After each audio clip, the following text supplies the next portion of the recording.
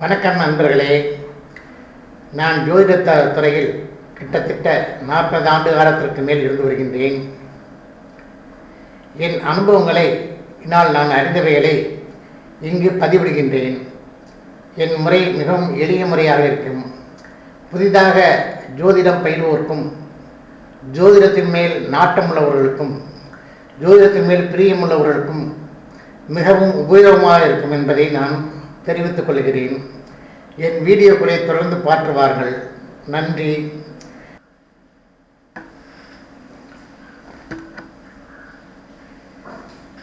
இப்பொழுது 12 ராசிகள், 9 கிரகங்கள். 12 ராசிகள் எவை என்று ஏற்கனவே நான் பல வீடியோகளில் சொல்லியிருந்தாலும் திரும்பவும் சொல்கின்றேன். மேசராசி, ரிஷபராசி, மிதுன ராசி, கடகராசி, சிம்ம ராசி, கன்னி ராசி, துலாம் ராசி, விருச்சிக ராசி, தனுர் ராசி, மகர ராசி, கும்ப ராசி, மீன ராசி. இந்த 12 ராசிகளின் வழியாகத்தான் சூரியனும் மற்ற கிரகங்களும் பாதைகளை அமைத்துக் கொண்டு சஞ்சரித்து வருகின்றார்கள். இந்த 12 ராசிகளில் 27 நட்சத்திரங்கள் அடங்கும். இந்த 27 நட்சத்திரங்கள் ஒவ்வொரு ராசிக்கும் 2.25 பாதங்களாக பிரித்து கொடுக்கப்பட்டிருக்கிறது. ஒரு நட்சத்திரத்துக்கு 4 பாதம்.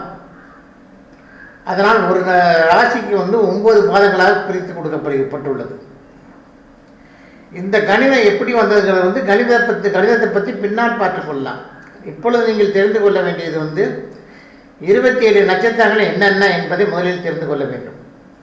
இந்த 27 நட்சத்திரங்கள் எந்தெந்த ராசியில் இருக்கிறது, அவைகளுடைய பாதங்கள் என்னென்ன, அவைகள் எந்தெந்த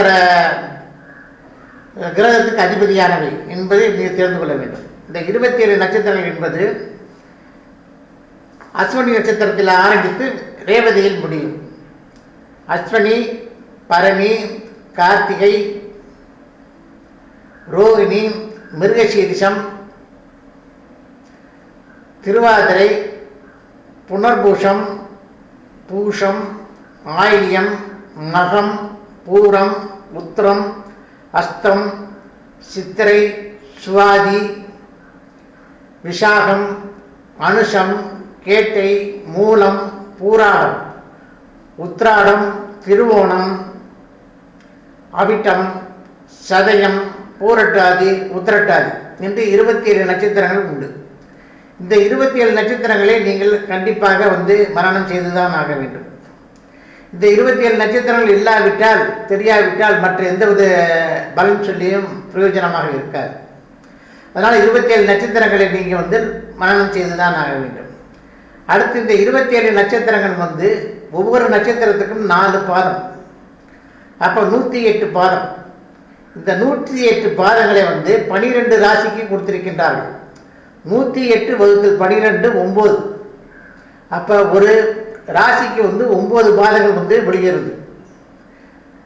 அப்போ எல்லா ராசி 27 நட்சத்திரத்தை ஒவ்வொரு நட்சத்திரத்தை 4 பாதங்களாக பிரித்திருக்கிறார்கள். இந்த 4 பாதங்கள் கொண்டது 27 × 4 108 பாதங்கள் ஆகிறது. இந்த 108 பாதங்களை 12 ராசிக்கு கொடுக்கும் பொழுது ஒரு ராசிக்கு 9 பாதங்கள் ஆகிறது. இதுதான் அடிப்படை தேதி.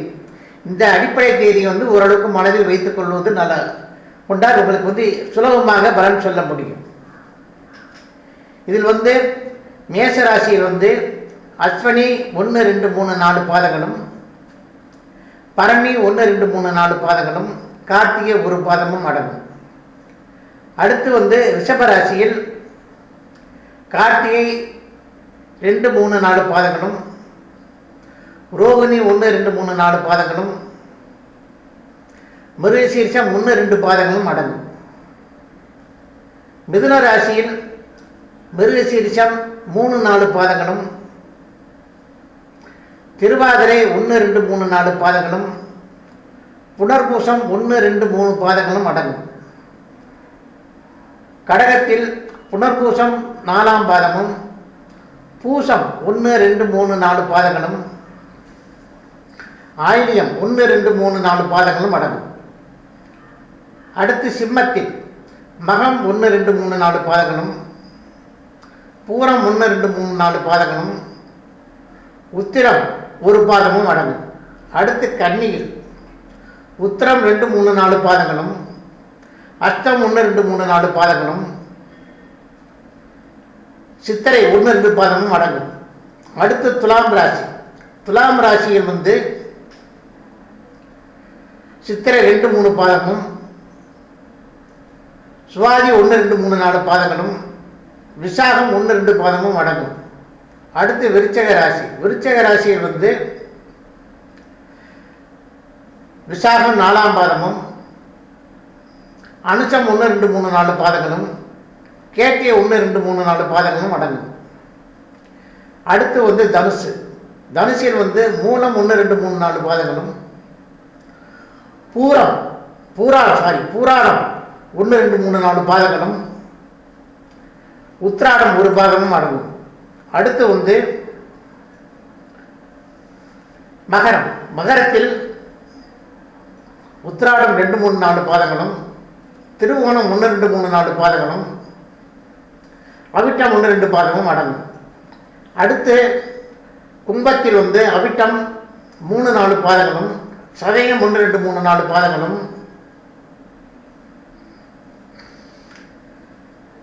பூரட்டாதி 1 2 3 4 பாதங்களும் அடங்கும். அடுத்து மீனம். மீனத்தில் பூரட்டாதி 4ஆம் பாதமும், உத்திரட்டாதி 1 2 3 4 பாதங்களும், ரேவதி 1 2 3 4 பாதங்களும் அடங்கும். இது வானமண்டலத்தில் ஒவ்வொரு ராசியிலும் இருக்கக்கூடிய நட்சத்திரங்களுடைய நிரந்தர நிலைமை. இந்த நட்சத்திரங்களின் வழியாக தான் சூரியன் முதல் மற்ற எல்லா கிரகங்களும் சஞ்சரித்து வருகின்றது. இதற்கு அடுத்து வரக்கூடிய சப்ஜெக்டை அடுத்த வீடியோவில் பார்க்கலாம். இந்த வீடியோ உங்களுக்கு பிடித்திருந்தால் எனக்கு ஷேர் செய்யுங்கள். இந்த வீடியோ பார்த்ததுக்கு நன்றி. வணக்கம்.